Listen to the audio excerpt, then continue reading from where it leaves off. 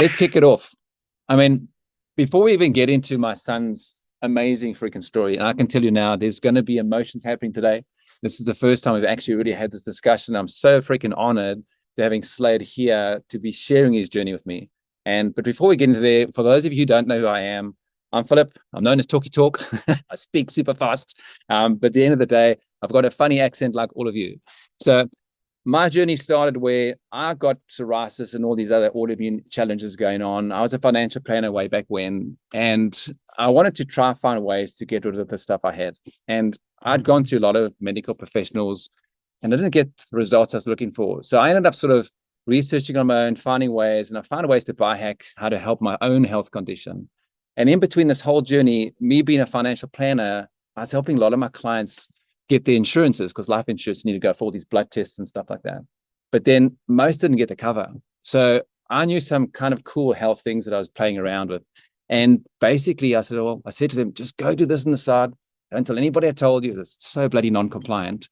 And I basically told them to do some things. And they came back like 4, 5, 6 months later, and they reapplied for the cover. And funny enough, they actually got it. And I knew I was onto something so awesome. So I took this knowledge of mine and I started wrapping it up and learning more and more and more. As much as I loved finance, I loved helping the humans with their health. So I transitioned from helping people with money and finance, because I love numbers, and I helped them from helping get their health back on track. And when I started doing this whole sort of thing just opened and opened and opened. And working with people with autoimmune, most of them got gut issues. So I was always chasing how to heal the gut. And when I looked at the company at the LifeVantage, someone showed me this probiotic that they had. It's called ProBio. And what it does, it actually bypasses the stomach acid. And what happens then, it actually opens up in the small intestine. Then I knew that's where we needed to make it happen. So that's the only reason why I looked at the company until I saw this thing called NRF2. Fancy, crazy scientific word. And what it was, it helps reduce inflammation. And when I saw that, it made so much sense.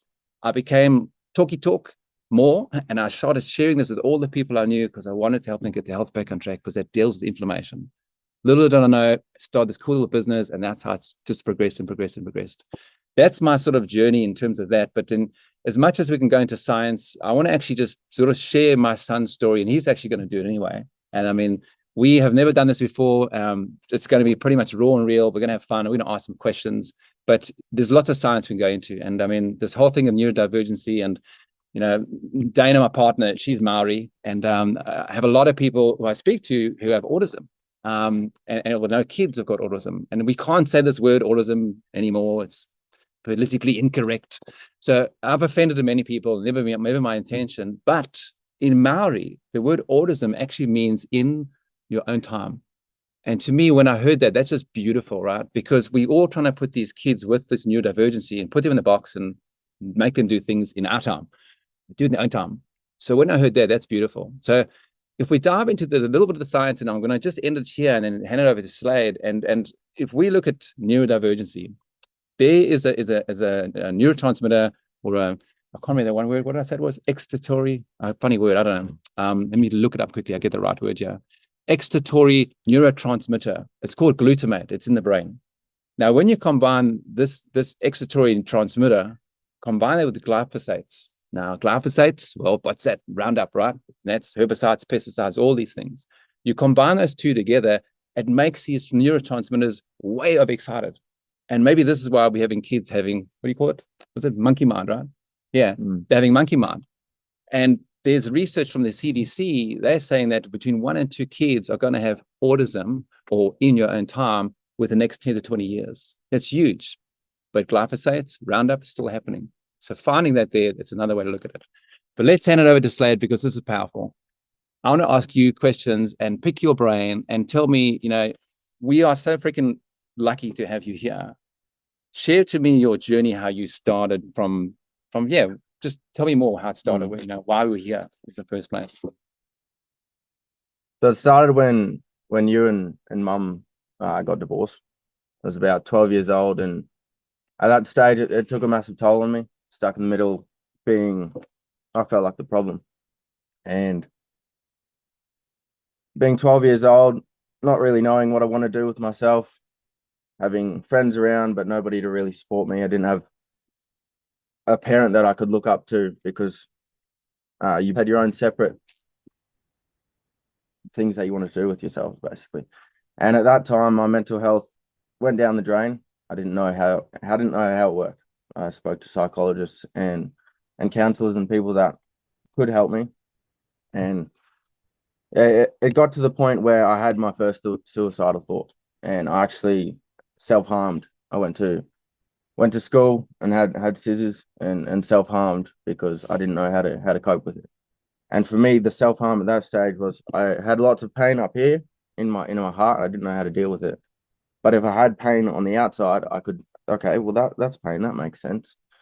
So not having the ability to compute at 12 years old to realize, okay, what is pain? What is the difference between them? Which was difficult. And then going on to that, it was feeling disconnected from you, from mum at that stage, and going down the track 4 years later, COVID hit. Still had the separation, still feeling disconnected with you, and you got stuck over here, and that was super hard. I had to be independent growing up with the parents with you guys separated, and then learning to be independent, but then realizing, oh, my dad's still there. How can I still connect with him to have a leader, so to speak, in my life? And it was super difficult to have a virtual conversation with you being stuck overseas, and that took a massive toll on my mental health. It just kept going down. You're learning to be independent from the divorce, and then realizing, hey, my father figure in my life, my support network, the person I feel like I should look up to, is not in the picture. And I was angry. I was frustrated. I put a lot of blame on you and pointed fingers because it's your fault and you should be here. And because I didn't know what to do. I had lots of emotions, didn't know how to feel them, didn't know how to didn't know how to basically express them as well. Didn't have that person that I could express them, which then led down the track, mental health decline even more. I had addictive behaviours and to try and escape. And then that kept getting worse and worse and worse. And it got to the point where I was drinking alcohol, abusing alcohol, and to escape from something, which was suicide. So it was one night I was alone at home, and I was drinking, and it got to the point where I thought, no, this is it. I've been thinking about this, and come on, Slade, just do it. You're just mucking around now. That's what I told myself. So I went down to the property we were on and attempted, and yeah, it was a build up of emotion, and I didn't know how to escape. Yeah. And for me, it was, some people may say suicide is a selfish decision, but for me at that stage, it was selfless. Why would being a child that didn't really mean anything, dad's out, mum's doing her own thing. It's like, oh, sweet. Well, I don't need to be in the picture, is what I felt. So to me, it was like, oh, I'm actually making the world a better place. I'm doing a selfless decision. Yeah, wow. Which for somebody, for many people, may not understand that. And it was this is a raw conversation, just letting you know. We've never had this discussion ever. This is pretty much just flowing as we're going, just so you know. So if there's emotions come up, it happens. So just go with the flow. I mean, it's a huge deal. And I mean, I want to ask you one question, and I know Melissa actually alluded to this to me the other day. She says, Phil, can you ask Slade a question? Can you give us some tips because we don't know when kids are dealing with depression. Sometimes we're so busy in our own lives. Yeah. Can you give us a tip, like all the moms, dads, parents out there? What tip can you give us? Like, hey, look for these signs. I've got this going on. Can you give us something, at least something to work on? Because as parents, we want to do the best for you, and there's no freaking book, right, that we can look at. So give us a tip that you can, or some tips that we can help see that. To speak with vulnerability from both parents, well, for parents, to share just, hey, you know what, the financial situation is difficult at the moment. To share the raw, real situations that are happening, which then makes, for me, it made me feel like, hey, I understand what's going on. I'm in the picture. I'm not just getting hit. You can't see that. You're too young. Things like that. So to have those conversations that are just open, you know what? How's your mental health? Mm. How are you actually doing? Are you happy? Whether it's to do with school, whether it's mental health, whether it's friends, anything like that. And by asking those questions, it's seeking for a parent's perspective, it's seeking to understand what's going on. Not you shouldn't drink, you shouldn't feel like that. It's everything is accepted. You are validated as a human, Yeah. which is so much more powerful than a child to discover self-validation. And that's what I had to do. I had to validate everything that was going on my own because there was nobody around that could do it for me. So it sounds like a big thing is communication, keep the door 100%. open. Yeah. And I think we're so fortunate. Like now we're having conversations where we speak about everything, anything, right? Yeah. Like we won't talk about that, but we talk about a lot of cool stuff. I mean, the suicide thing, it's like there's so many kids in your age group that are, let's say, lost. That's a better word. Lost, struggling with identity. Yeah. Playing a character, so to speak. So tell me more, like, I mean, if I look at it from a physical point of view, the physiological point of view, like a lot of, the big word, you said this thing about depression to me yesterday. Give me an explanation. What do you say? I understand the word depression. I know depression, we can't technically say that technically, but let's just give me your take on what the word means to you. So depression, well, going back to labels, I struggled with labels previously. I didn't want to identify as a certain thing. So I thought, all right, I'm going to explain exactly what it means to me. And then I discovered Jim Carrey. Jim Carrey mentions that the word depressed means deep rest, as in the body's playing a character, and this character is tired. It's had this mask on, this heavy mask, and it needs to go into deep rest. The character, for me, that I was playing was just, I'm happy, everything's okay, I can go out, I can socialize, but genuinely deep down, I was crying on the inside. I didn't know how to operate. I didn't know how to remove that mask because of judgment, because of social pressures. So by having that realization of I'm not depressed, I just need to go into a deep rest, which is okay, but I need to come out of it with a removed mask and to have a purpose and more identity within myself. So it's just another take on depression, and it helped me validate and understand more of what I was actually feeling. I love that. And so spreading the words up and working them out, I think it's so cool. But I mean, on a physiological point of view, and this is because I love the science of brain stuff, and you're talking more on the emotional side. When we look at, like, you always used to say serotonin, or when someone's feeling you're a sad sack. I know you used to say that quite often, meaning you are needing some deep rest. And when you look at it, meaning your serotonin levels can be down. Now, serotonin is basically produced in the brain, but actually it's produced in the gut. So 90% of serotonin is produced in the gut, right? So when the gut's working well, we're eating good food, our microbiome's doing our thing, serotonin goes up, it gets produced, right? So then now we're feeling great. But there's one thing that's quite powerful is serotonin is actually a pro-anti-inflammatory, meaning it helps reduce inflammation. So if your serotonin is not happening, meaning your body can't reduce inflammation so well, then the world's crazy, all this toxic world's going on, financial stress, whatever stress, free radical damage, all this stuff. Now, our inflammation markers go up and serotonin go, I can't get up. So what happens? We take the happy pills, as you call them, right? But then what if we find a way to reduce inflammation? And that's where we actually started looking at one of the products we use here is NRF2, Protandim, and that actually reduces inflammation, help your gut to serotonin levels can come up. So that's from a physiological point of view. But again, a deep rest, we're going to call it from now on, can be caused from an emotional, instances or events. So from that point of view. But then, tell me more about your journey. And I'm mindful of time as well, because we're sort of pretty much halfway in. What's your next thing you did? Tell me more where you went from there, as you started discovering what is going on. Yeah, so realizing, hey, my attempt at suicide was not successful, and looking at it now, it was unsuccessful, and I'm grateful that it happened the way it happened. So I thought, all right, I need to change something, and I thought, all right, I'm going to change environment. That's something that it's a big step. I can remove myself from other people that are influencing things, and I can learn to be a bit more independent. So I went to the mines, and fortunate enough to be there, to make a decent amount of money, and still had the virtual connection with you, and was able to realize, all right, I actually need some purpose. by having a purpose, by having a reason to wake up, a reason to be alive. I need to find that. And you mentioned NRF2, which is one of the products that you were talking about.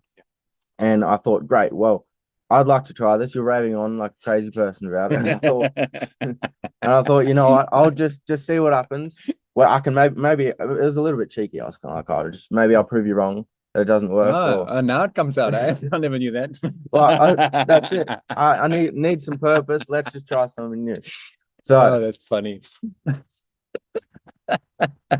So having the money to be able to purchase a decent amount out there, I thought let's buy in bulk, which actually set me up as a consultant.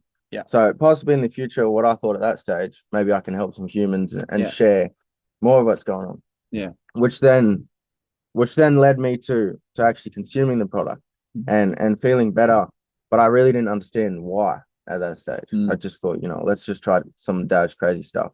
Have the money, let's give it a go. And that's when I recommended it to you, right? Yeah. And the only reason why, because at NRF2 activation, what does it do? We speak about reducing inflammation. So I thought, oh, I'm sure it can help. Because my brain's wired for science. I love it, right? And then that's what we did. And you know, over time and distance, you know, tell me the reason. What did you notice when you start taking it? You know, and go from there. You know, share a bit more about that. I found, first of all, at that stage, I was still struggling and managing my suicidal tendencies. Yeah. So the first thing I noticed, any self-harm that I inflicted on myself, it actually healed faster, and which was pretty crazy. That was wild. And for me, it goes back to the emotional side of things. I didn't feel effects straight away, but over time there was more energy that I had, and the monkey mind was still there. I still had things going on, but it just gave me a little bit of extra something to fall back onto. I felt to have purpose within the business side of things, to have something to focus on, and definitely the energy is what I needed. The body being in deep rest for me, I needed energy. I needed to learn how to manage my identity, not this character that I was playing. Yeah, it's so cool to just have this discussion. And there's emotions coming up from me and just letting you know. I'm even holding back tears because this is so freaking raw and I love it. And I mean, I know you went to the mines, and I know when you came out to mines, there was a video you actually shared, like your journey online, where you cut yourself. Remember that you got stuck in quarantine because of COVID and all the rest of it. And then your monkey mind, you know, we're going to call it, you got a busy brain, right? And I know that's helped a lot, but you also you started to go to men's groups. You know, you spoke about this men's group thing, and it was interesting because I'll be honest with you, I'm 47. Anyway, I hear men's group is the older guys. So it's like, oh, that's interesting. You're 20 years old, want to go to some men's group thing. And I was like, oh, this is interesting. So tell me more, because I know you go in Life Vantage and they've got guys online. Yeah, it's like a community, right? Like a family. And that's something I was doing, virtual parenting, all right, if that's what I call it. Tell me more why you decided to go to the men's group and what did you get out of it? Yeah. So the reason why I felt like I didn't have purpose, I didn't have much trajectory in life, and I didn't have any leaders, any for me male leaders that I could look up to and follow and get advice from. I could do that virtually, but I needed something more.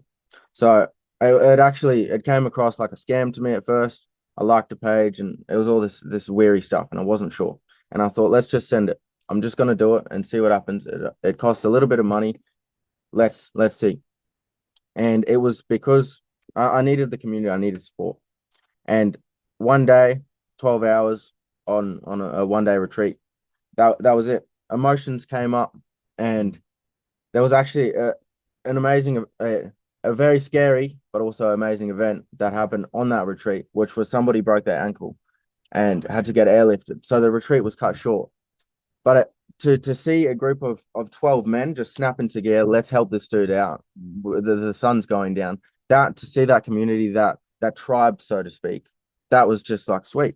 I'm accepted here. I didn't feel accepted elsewhere, and I feel accepted here. And that was the journey. That's what started with, to feel that sense of community and support. Yeah. No judgment. And feel validated. Yeah, I love that when you share that, because I know, I mean, you also, one of the other products we brought out was Axia, right? And There we go. Talkie talks back in the house again. And I was doing my thing. You've got to get in the stuff. Everything that's going to help you, right? Because it helps with cognitive function and stuff like that. It's a lot of people who have cognitive challenges. Anybody who uses AirPods all in the ears all the time and Wi-Fi and all these things and all that stuff, that affects the brain, actually opens up the blood-brain barrier and widens it. So toxins can get in there and it causes all these things. So when I said to this, yes, it's an energy drink, but it's brain food, just get in the stuff. Tell me the story, and I'm going to let you share this, where when you took the stuff, because as soon as it came, I just shipped the box to you straight away. I was gone. I said, don't worry about our paper, just get it done. And the first day you took it, we were actually doing the virtual parenting thing again. Yeah, it's funny, eh? Now, thank goodness we're here. So tell with me, excuse me, emotions are coming up. This is a raw sum. I love you, man. This is so cool. So share with me, shit.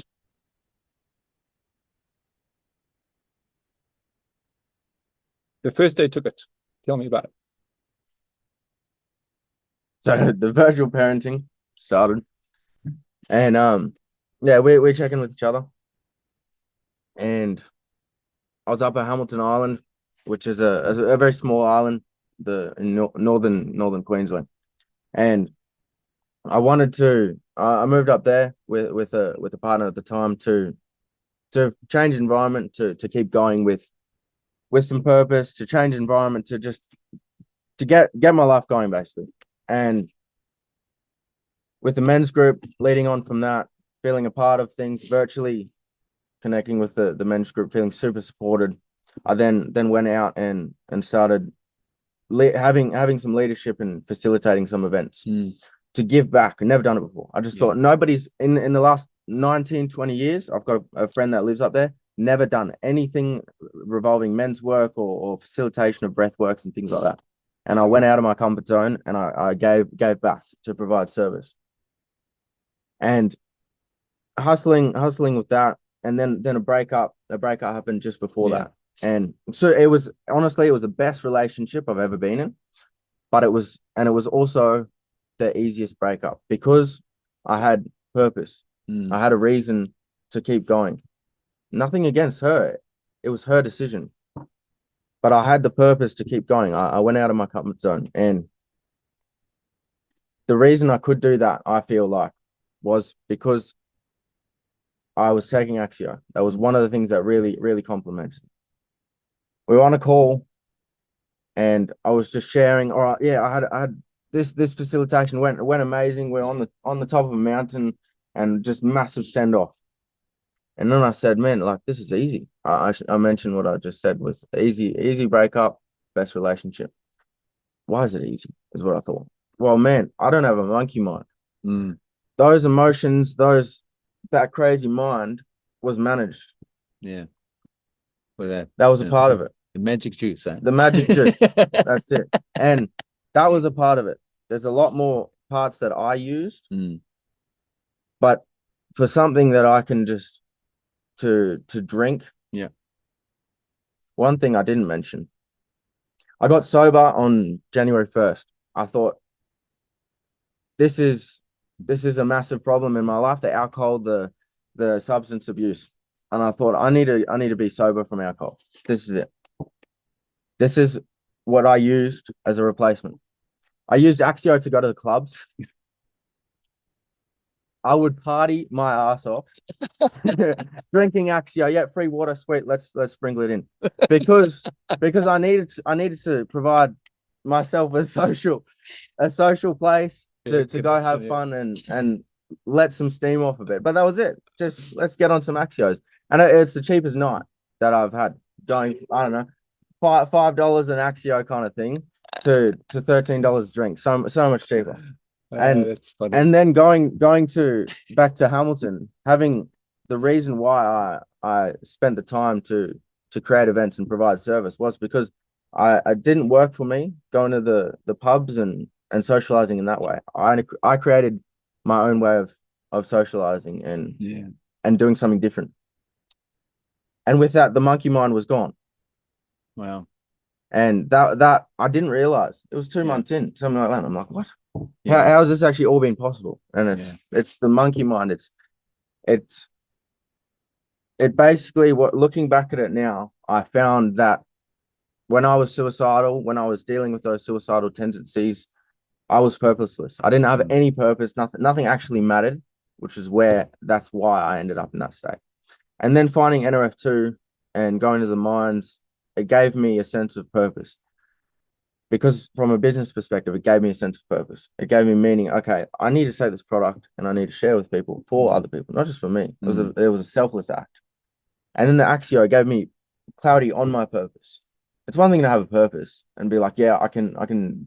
Today's going to be great. I can get through today. Yeah. But then having clarity on why I'm actually waking up, why I'm doing today. What is the actual deep reason, that purpose within the bones, and understanding that. Yeah. That was it. So I'm grateful for the suicide. I'm grateful for all of that. I'm grateful for everything that you've done, both bad and good, but it's all because we're all human. Yeah. And I'm grateful, going back to it, I'm grateful that I attempted suicide. Yeah. Because that's a big comment, that it's huge. Yeah. It's actually owning it. You know? Oh yeah. Yeah.